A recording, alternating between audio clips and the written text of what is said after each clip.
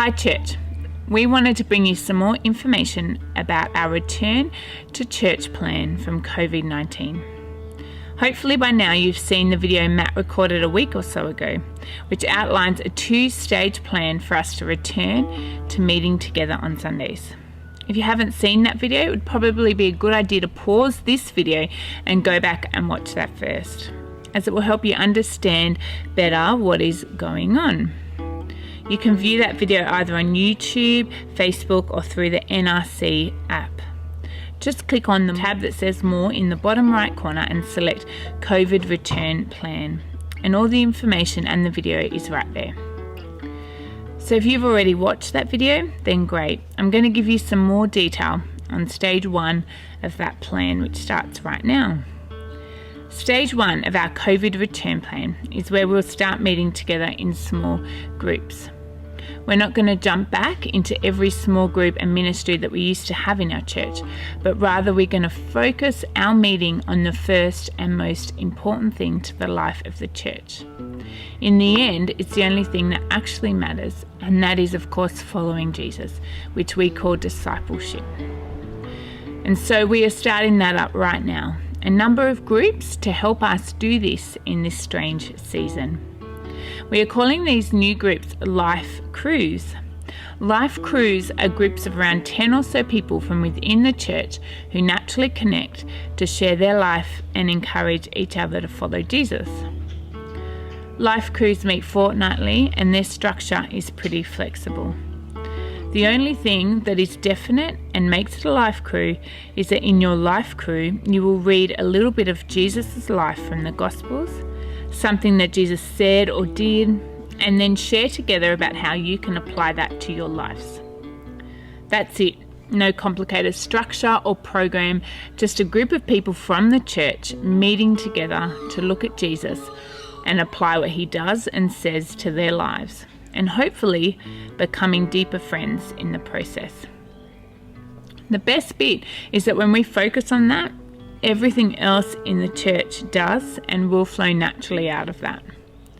When we focus on helping each other to live like Jesus, we will find ourselves serving our community, caring for each other, being generous, studying scripture in depth, worshipping, telling our friends and family about Jesus, and displaying the fruits of the Holy Spirit.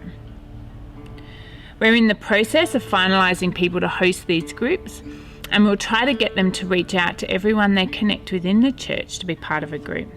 You can also select which group you would like to be a part of too, or even host your own group with your friends or family outside the church if you'd like to, as long as it is focused on learning from Jesus. We really want every single person in our church to get involved with this, because the benefits to you are incredible. And it really is getting back to the most important basics of what the church is all about.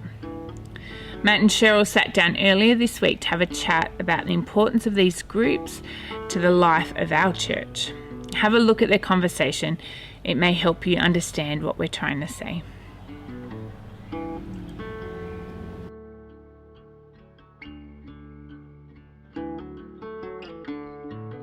Okay, so I think discipleship, like especially looking back at what Jesus was doing, Matt, was a disciple was following Jesus. Yeah.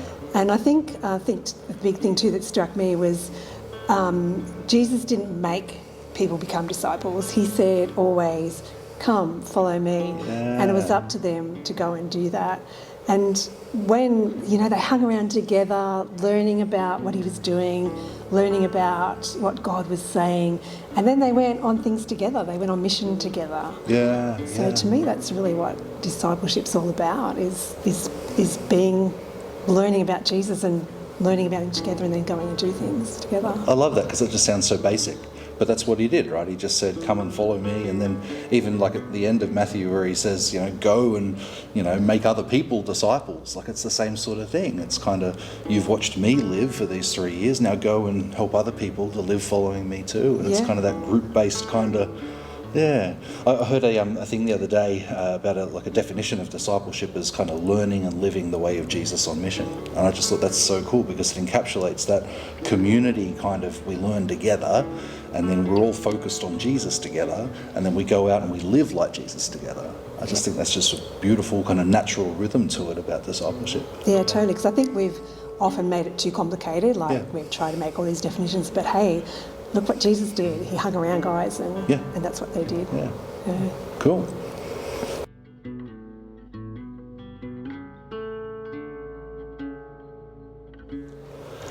Look, I think that it's actually kind of naturally how we live. I think we naturally live in small groups anyway. Like, we have our friends group and our family group, and for many people, you go through your whole life with this group of people that are around you and know everything about your life. And when exciting things happen in your life, you tell them and you share your ups and your downs, and they come around you when you're hurting and when you go through valleys and stuff. And I think it's kind of almost like what we see in the early church too, because I was reading how Acts 10, Peter goes to Cornelius' house, and Cornelius learns about Jesus, and he's like to his whole friends and family and his household, come and listen, and we hear that they're all sitting around learning about Jesus together. Same in Acts 16 with Lydia, same sort of, Paul goes to Lydia, and all of a sudden we hear that her whole household is saved, and we kind of, when we hear exciting things, we share them with our closest and nearest as well. I think that's kind of why we need, because we normally live in small groups anyway. Oh, totally, because we're not individuals in life. God didn't make us to be individuals. Yep. We are people living together, working together in groups, which makes a lot more sense with the whole individual. We weren't made like that, God made us to interact with people. And small groups, it's easier to do that than a group of 200 people. Totally. Absolutely. And I think that's the difference between, like, in the church, we always offer small groups to people. We say, come and join a small group. But we've got to realise that people are living in small groups already. So, like, we're not offering small groups. We are a church of small groups. And we need to make sure that we're all, those connections, those family and friends and small groups that you already have, that's where you're learning to live like Jesus and to share him, and where you'll naturally invite other people into that too. Yeah, that's the word, I think, naturally too. We're not forcing things like that's how we are. Yeah.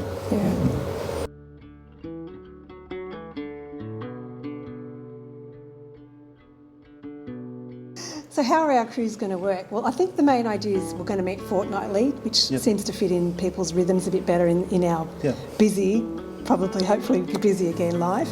But it's not going to be programs. Like, we're not forcing these programs on again. We're going to meet fortnightly, and the only basic thing is Jesus. Like, let's learn what Jesus said. What did Jesus do? How did he hang out together? And then what did Jesus go out and do on mission? Fantastic. So encouraging one another, sharing life together, like it, and what's the word? Like experiencing life together, and that's what these crews are going to do.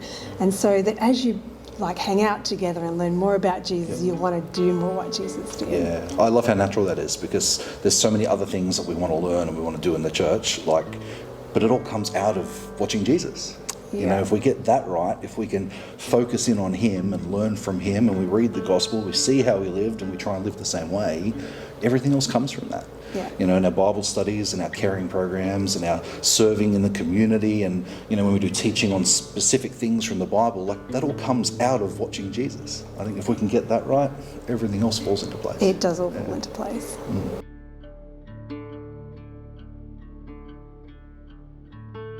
So I think the big thing about this is that it's not a program that we're offering for people. I think that's the biggest shift, in that we offer so many programs and people say, I'll get something out of that one, or I won't go to this one because I don't get a lot out of that one. But that's kind of the wrong way to think about this. This isn't about a program we're offering for people. This is just to support the way for people to be the church.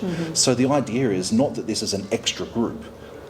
This is the only group. This is the church. And when you go there, you feel connected to other people. Because it's really hard to feel connected in a room with, 120 people. But totally.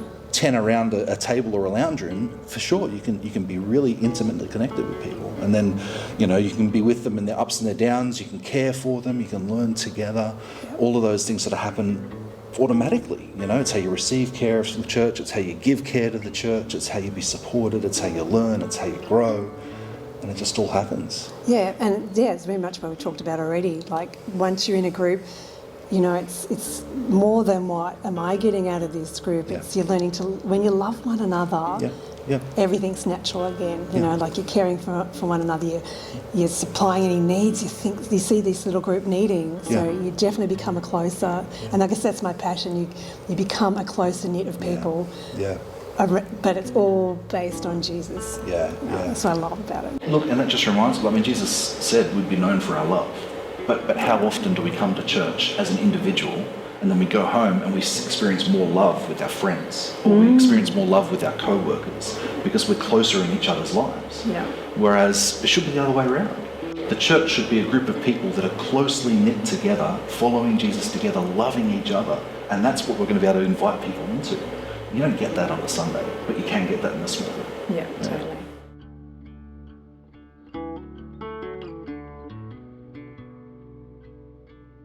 What we want to do is connect everyone into the groups that are going, that we're going to call crews. And what we need is everyone not to miss out, but to be involved in these groups so that you've got a whole connection, not only with just individual people, but like that whole connection will be our church of small groups as well. So what we've done is we've appointed some leaders that are going to lead these groups, and they're going to contact, I don't know, maybe a group of 10 people that's going to be in their group, and to see if they want to come on and join them. But there's no pressure on this because it's not a program, and it's not like you're in this group. What it's going to be is like, come join this group, but if you find you've got another group of people that you just want to hang with, which is great, say, like, these are the leaders, come on with that group, you know, like, if I want to hang with these people, I'm comfortable with them, grab that leader and that's what we'll do. So it's none of it's forced, it's all going to be like, where am I comfortable, where are we going to get together into these groups. I like that approach because, you know, we're not perfect, we're going to make mistakes. We've got a list of, you know, some 200 people in the church, but, you know, we might miss some people out by accident without meaning to. So, you know, it's got to be both. Hey, we're going to get people to call and say, hey, come and be a part of my group, but also we need everyone to be on the lookout for, this is my natural connections, this is maybe the group I'm already in, and we'll try and make that work together. Yeah, definitely.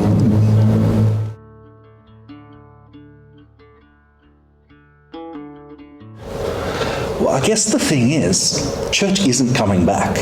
Like, sure, we'll come and meet again on a Sunday again, but church never stopped being the church. And like, wherever you were, you were a part of the church, and the people you were with, you were still a part of the church this whole time. And I guess the whole thing is, don't wait for church to come back, because then you'll just be an individual sitting in a pew, and that's not the level of connection and the level of discipleship that we really want. And we want to make sure that when we do come back, we come back as groups, not individuals, that we're all connected on a deeper level and really focused in on Jesus, and who knows where he can take us from there. Yeah, so true. Because Jesus said to Peter, I'm going to build the church on you. He didn't say, I'm going to build the buildings on you. It's I'm going to build people, and people of the church. So that's what we need to remember. Yeah, absolutely. And the thing is, like, even when we do come back, it's not about what happens here, hey? It's about what happens inside each of us as we live together and learn to live the way of Jesus on mission in our community. And that's where the exciting stuff happens. And that's where we see the Holy Spirit at work, and that's where we see people coming to know Jesus. Yeah. Can't wait. Yeah, me too. Anyway, that is a little look at Life Cruise. We're so excited to see what happens in our church when we put following Jesus first. So I encourage you to make the most of this opportunity to grow more deeply connected to the church and to grow more deeply connected to Jesus in this season. Some of you will need to join a new life crew. Some of you may already have a crew that you are connected to, and we will just need to refocus your group to focus specifically on Jesus. It's not going to be a difficult journey. Our aim is to make this simple and easy, and also really useful for you in your discipleship journey following Jesus. I'm sure you still have questions, and we may or may not have those answers yet because nobody has led or been through coronavirus before. But everything that we know and all the answers that we have can be found on our My NRC app. Just click on More and then COVID Return Plan. Don't wait or assume that you don't need to be a part of this or to be connected to the church. This actually is the church right now. As Matt and Cheryl said, this isn't an optional extra program you can choose to be a part of. This is what the church looks like for this season. And if you've been part of the church for 5 minutes or 50 years, you'll definitely want to be a part of a life crew. And stage 2, when we will eventually be able to return to meeting together on Sundays, is still a number of weeks, maybe even months away. And that will be when we are able to return to meeting together on Sundays in 2 groups. I'm sure you will realise that there is a lot of detail to be worked through by the various teams in our church. And that will impact on all of our rosters, our cleaning requirements, and almost everything else you can imagine that happens on a Sunday. However, we're working through what that will look like, and we will provide you with more information about that over the next few weeks as soon as we are able. Bless you, church. And our priority is Jesus and is you. And just draw closer to Jesus through this time. Bless you.